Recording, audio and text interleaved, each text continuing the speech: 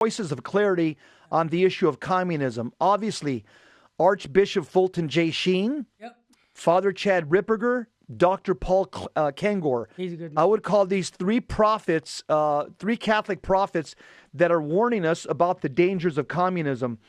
We got two little clips with Father Ripperger on his take on communism, and I like what he does. What he does is he compares communist behavior to demons, which is appropriate. Again, because again he's been involved in exorcism for 16 years, and so he's studied the behavior of demons very carefully, and these short little videos that are 2-3 minutes long, he talks about the similarity of behaviors between a demon and a communist, which again, it shows you that communism is a diabolical governmental system. Mr. Engineer, can you play the first clip? Because demons do not have bodies, they don't get tired, and so they don't sleep. They don't need to sleep. And so they're constantly watching what is going on in this life, that is in this world. In other words, because they have they don't sleep, they don't need to sleep, and they're constantly thinking, their focus tends to be on this world because they're trying to undermine God, because this is where God is active.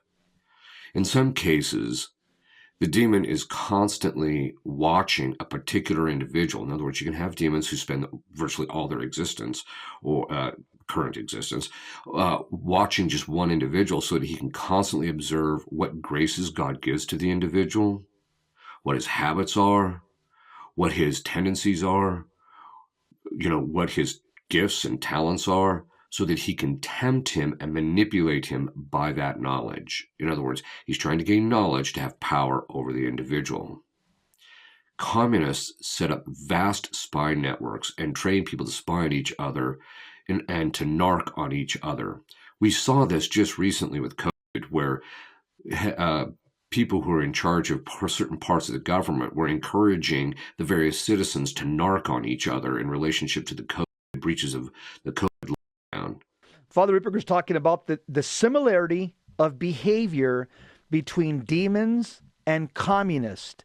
And this video is called Surveillance, the way demons surveil us, but the way communists surveil us as well.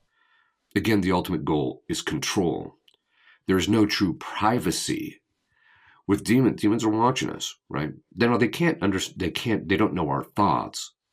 And so in that sense, they can't know what's going on, but they're watching us externally. And so in relationship to demons, there's no privacy in relationship to them ultimately, unless God blocks it, of course. With communists, they want to strip and remove all forms of privacy except that kind of privacy which promotes sin, disorder, and their activities. There is no true privacy, although they claim privacy when they want to be able to do some kind of evil activity, and they don't want other people to know about it. Just on the practical level of that video, for myself and for yourself, for everyone, and that is, he's making the point about privacy and that the demons are watching us and they attack us because they know where our weaknesses are. Mm-hmm. And I hear men tell me, I can't believe it. I'm having this sin of whatever it is, pornography. It could be, anger and all that. And I go, dude, did you not? What did you think he was going to? What do you think he was going to attack you on? Something that you don't have an issue with? Of course, he's going to go after your weakness. That's what you're in a battle. So what do you need to do? Work on the weaknesses in your personality and in your own life. And so how do you take care of those problems? By attacking them with truth and with the gospel, with virtue. See, this is right. Why people, it's really not that simple. It's not that complicated, yes? We've been warned about this by Bella Dodd, Leon, I forget his last name, Skionen, who wrote the book, The Naked Communist. There was a senator remember Terry got demonized back in the 60s. Yeah. McCarthy? Yeah, McCarthy. In fact, when you lie, they call you McCarthyism. Yeah, he was absolutely. Now we see he was absolutely right, Terry, about the communism was infiltrating the government back in the 60s and 70s. Yeah, that's right. We also have the prophetic voice of Fulton Sheen, who wrote more about and spoke more about communism than any other bishop. That's why he hasn't been canonized. I agree. And now we have Father Ripperger taking up the mantle. Dr. Paul Kanger, a few, another friend of ours, Terry, from Overpopulation Research. Stephen Mosher. Stephen Mosher. There are some, because Terry, a lot of these guys, a lot of these very smart Catholic men, they know that this is the system that the Antichrist is going to use against us. So they're starting to study communism in light of God's word, in light of the demonic behavior. And they're warning us because this is going to be the final showdown. There's an old book that I have behind me in my shelf. It's an old tan book, one of those books written about 100 years ago on the Antichrist. I probably could grab it in the break. But the priest there, 100 years ago, who wrote about the Antichrist. An Irish priest, I remember that. I remember this one sentence that he wrote. He said that the government system that the Antichrist would use in the final days would be communism. He wrote that book when communism was just starting. It was in its infancy. And Terry, that's why these videos that Father Ripperger has put out, 47 videos, are relevant. I like what he says here, that communists set up vast spy networks just like demons. I mean, demons are always studying us. They just watch us. And communists do the same thing. They try to spy on each other. They spy on us. And again, the ultimate goal, he says, of communists and demons, he says, is control. Yeah, Father Ripperger, he's told me that in many lectures that he's given, that I've sat on his lecture, he says that the reason why there's so much diabolical activity and so much diabolical affliction upon people here in America, he says, is because it's lack of virtue. He says, Jess, as soon as I build up the life of virtue in a possessed person, the demons leave. The demons go away. Yeah. In other words, he basically says, I teach them how to clean their interior life. Once that happens, he goes, the demons leave. It's simple. He goes, it's a force field, baby. Yeah. Demons can only attack if God permits it. But normally speaking, the attack, whenever he does permit it, is moderated. In other words, demons are on a very short leash.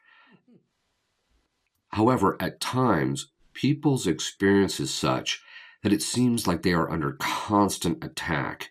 And so it seems like the demon is constantly there. God is still moderating the demon, but it's a sign that God is trying to build up a certain virtue in the individual. Even how evil the world is becoming, some people have observed that it seems like the demons are almost everywhere.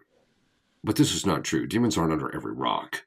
They might be under every other rock, but they're not under every rock. And the point being is that they only can influence us to the degree that God permits. However, that doesn't mean that from time to time God will not allow demons to attack an individual in such a manner that the person's experience seems like that it's constant. There's a couple things that jumped out at me there. He says that demons can only attack if God permits it. Right. We see that from the book of Job chapter 1. Remember, it says the devil went and asked God permission if he can tempt Job and if he can persecute Job. And Job, and God said, yeah, you can, but you can't kill him. Yep. And so, again, that's the theology of the church. Even a demon is bound by God, even when it comes to temptation. It seems almost to the person that God is not there, God's not helping them, when in point in fact, no, he's still got the demon on a leash. He's just letting him do certain things. Communists try to make one think that their influence, the things that they're promoting, the lifestyles that they're promoting are ubiquitous. They want to give the impression that what they're promoting is everywhere. This is true in relationship to homosexuality, in which they appear all over the news media, in movies, on TV, on the internet, so that it seems like there's far many of them than the reality of the actual statistic. So the point being is that it seems like they're everywhere. The same is true of the LGBT movement. They're constantly parading these people up in the news media. It seems like these people are everywhere. It's also the same thing in relationship to the rioting. It seems like it's going on everywhere, and everybody's talking about it. When in point in fact, it's actually confined to a certain groups and areas, even within a particular city. But that doesn't mean it won't continue to spread if nothing's done about it. Demons do this in order to demoralize the person and make someone feel like he is a victim, and so that they will give up, that they become hopeless, that they can't crush this thing. In other words, demons constantly attack in order to get you to give up. Because they are under constant attack, they don't feel like there's anything they can do, and so they might as well surrender. Communists do it for the exact same reasons. Yeah, see, Father Chad Ripperger, every time I watch his videos, he stimulates me to fall deeper in love with Jesus Christ and his church. Why? Because he goes back and really makes it quite simple that we are living spiritual warfare. That life is a spiritual warfare, and that Exactly. we need to continue to fight the good fight. Just the point I was making about what Father Chad Ripperger talked about victimhood and how people give up and saying, "Oh, it's everybody's against me. I can't do this," and they lose their faith. Talk a little bit about what Father Chad says about that. Yeah, he said at the end of the video, he says that, so he's comparing the behavior of demons and communists, and he basically says that the behavior is the same. He says demons and also communists, what they do is they tend to try to demoralize people and make people feel like victims, and they make people feel like giving up. And he says that demons constantly attack us in order to get you to give up. Well, same with communists. So because a person is under constant attack, they don't feel like there's anything that they can do, and they just surrender. They just concede to possession, or just concede to obsession, oppression, or they just concede to the communist dictates. And so communists and demons work on demoralizing people to the point of depression, to the point of surrender. Well, how do you fight against that?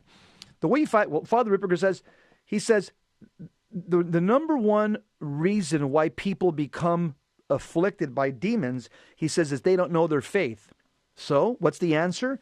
We've got to know our Catholic faith. What does that require? We've got to study our Catholic faith and know our Catholic faith.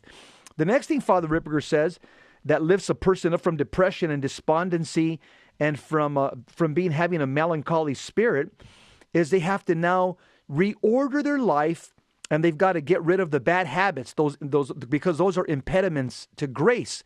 Bad habits, sinful habits, they're impediments to the grace of God. In other words, they're blocking the grace of God from entering your soul. So once you remove the impediments, you remove the vice. Those are bad habits, and you replace vice with virtue, good holy habits. That lifts depression. So there's two things you have to do. Study your Catholic faith. In other words, as St. Paul says, renew the mind. Once you study your faith and know your faith, then the next thing you have to work on, that's going to make it easier for you to pursue a life of holiness, which is a life of holy habits or virtue. That lifts depression. That does not make you feel like a victim. That makes you feel like a soldier for Christ. Amen. And that makes you feel like throwing a victory lap when you get out of confession.